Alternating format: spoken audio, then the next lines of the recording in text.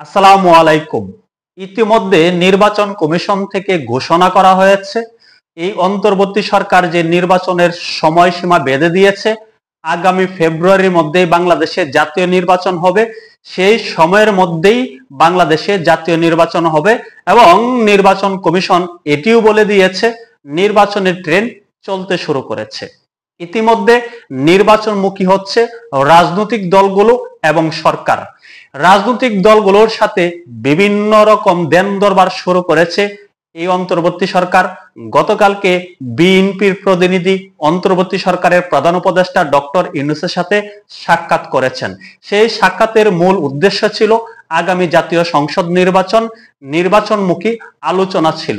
সেখানে বিএনপি একটি বড় প্রস্তাব করে বসলো অন্তর্বর্তী সরকারের প্রধান উপদেষ্টা ডক্টর ইউনূসের নিকট। বিএনপি বলছে, বিএনপির মহাসচিব মির্জা ফখরুল ইসলাম আলমগীর অন্তর্বর্তী সরকারের প্রধান উপদেষ্টা ডক্টর ইউনূসকে জানিয়েছেন আগামী জাতীয় সংসদ নির্বাচন তত্ত্বাবধায়ক সরকারের অধীনে হতে হবে। এখানে আবার একটা কিন্তু আছে। মির্জা ফখরুল ইসলাম আলমগীর প্রস্তাব করেছেন, তিনি পরামর্শ দিয়েছেন ডক্টর ইউনূসকে, এই যে বর্তমান বিদ্যমান সরকার আছে, অন্তর্বর্তী সরকার আছে, এই সরকারকে ঢেলে সাজানোর জন্য এই সরকারকে যেন তত্ত্বাবধায়ক সরকারের রূপ দেওয়া হয়।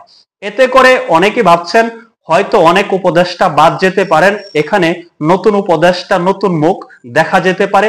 বিশেষ করে যে সকল ছাত্র প্রতিনিধি আছে, যে দুজন ছাত্র উপদেষ্টা আছে, আসিফ মাহমুদ সজীব ভুইয়া এবং মাহফুজ আলম, তাদেরকে হয়তো অন্তর্বর্তী সরকার থেকে সরিয়ে দেওয়া হবে। সরিয়ে দিয়ে একটি তত্ত্বাবধায়ক সরকারের গণনায় এই সরকারকে সাজানো হবে। বিএনপি এই অন্তর্বর্তী সরকারের প্রধান উপদেষ্টা ডক্টর ইউনূসের প্রতি আস্থাশীল, তারা আস্থা রাখতে চাচ্ছে।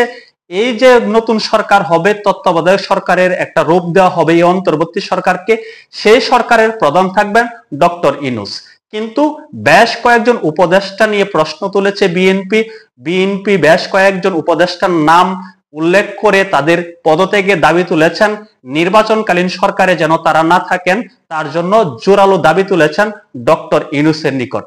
আরেকটা গোপন কথা, গতকালকে বিএনপি এবং অন্তর্বর্তী সরকারের মধ্যে যে বৈঠক হয়েছে, সেখানে আরেকটা বড় বিষয় ছিল, সেটা হলো প্রশাসন কিভাবে সাজানো হবে, কোন প্রশাসন কিভাবে দায়িত্ব পালন করবে, এটার একটা ভাগাভাগি নিয়ে এই মুহূর্তে অন্তর্বর্তী সরকারের সাথে দর কষাকষি শুরু করেছে বিএনপি এবং জামাতে ইসলাম। আজকে জামাতে ইসলাম এবং এনসিপি প্রধান উপদেষ্টা ডক্টর ইউনূসের সাথে সাক্ষাৎ করেছেন।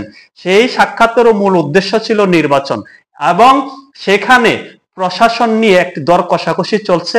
কার বাগে কতজন প্রশাসক আছে, কার বাগের প্রশাসক কোন জায়গায় বসাতে হবে, এই বিষয়টা নিয়েও নাকি অনেক আলোচনা হয়েছে অন্তর্বর্তী সরকারের প্রধান উপদেষ্টা ডক্টর ইউনূসের সাথে জামাতে ইসলাম এবং বিএনপির। তবে এতটুকু জানা যাচ্ছে, অন্তর্বর্তী সরকারের প্রধান উপদেষ্টা প্রফেসর ইউনূস আশ্বস্ত করেছেন তিনি প্রশাসন ঢেলে সাজাবেন, প্রশাসনের সকল কিছু তার নিয়ন্ত্রণে রাখবেন, তিনি সিদ্ধান্ত নেবেন কাকে কোন জায়গায় ট্রান্সফার করবেন, কাকে কোন জায়গায় বসাবেন, এটা তার হাতে রাখতে চান। তবে এখানে একটা বড় প্রশ্ন আছে, এটা করার মতো সক্ষমতা কি অন্তর্বর্তী সরকারের প্রধান উপদেষ্টা ডক্টর ইউনূসের আছে? তবে অনেকেই ভাবছেন কার মতাদর্শের প্রশাসন কোন জায়গায় বসবে, এটা হয়তো নির্বাচনের পূর্বেই রাজনৈতিক দলগুলো ঠিক করে দেবে। তবে মূল কথা হলো, এই অন্তর্বর্তী সরকারের অধীনে নির্বাচন হচ্ছে না, নির্বাচন হতে হবে একটি তত্ত্বাবধায়ক সরকারের অধীনে।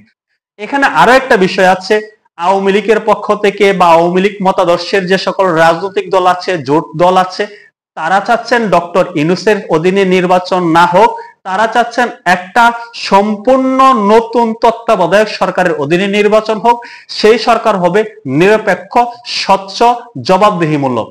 অনেকেই সন্দেহ করছেন ডক্টর ইউনূসকে নিয়ে, অনেকে সন্দেহ করছেন ডক্টর ইউনূসের যে সকল উপদেষ্টা আছে তাদেরকে নিয়ে।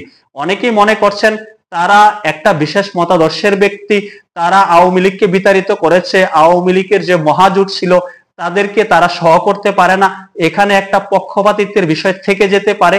তাই আওয়ামী লীগ সহ বেশ কিছু রাজনৈতিক দল দাবি তুলছে আগামী সংসদ নির্বাচন তত্ত্বাবধায়ক সরকারের অধীনে হবে। তবে সেই তত্ত্বাবধায়ক সরকারের প্রধান উপদেষ্টা ডক্টর ইউনূস হবেন না, সেখানে নতুন একজন সরকার প্রধান বানানো হবে। ইতিমধ্যে তত্ত্বাবধায়ক সরকার নিয়ে আদালতে রিট চলছে।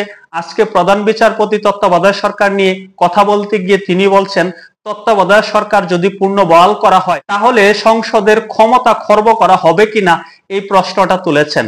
এই নিয়ে আদালতে অনেকে দৌড়াদৌড়ি করছেন, অনেকেই ভাবছেন আদালত থেকে হয়তো অন্তর্বর্তী সরকার নয়, তত্ত্বাবধায়ক সরকারের অধীনে নির্বাচনের একটা রায় আসতে পারে।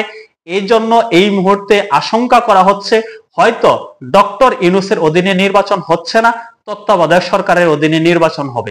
অন্যদিকে বিএনপি বলছে তত্ত্বাবধায়ক সরকারের অধীনেই নির্বাচন হতে হবে, তবে এই অন্তর্বর্তী সরকারকে ঢেলে সাজিয়ে এখান থেকে প্লাস মাইনাস করে তত্ত্বাবধায়ক সরকারের রূপ দিয়ে এই সরকার দ্বারাই তারা নির্বাচনে অংশগ্রহণ করবে।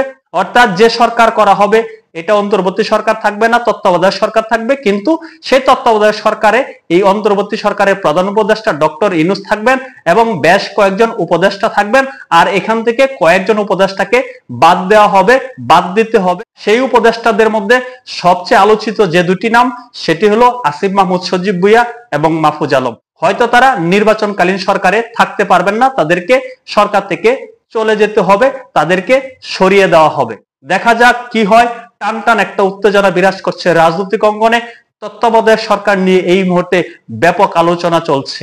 দেখা যাক শেষ পর্যন্ত কি হয়। সকলে ভালো থাকবেন। আল্লাহ হাফেজ।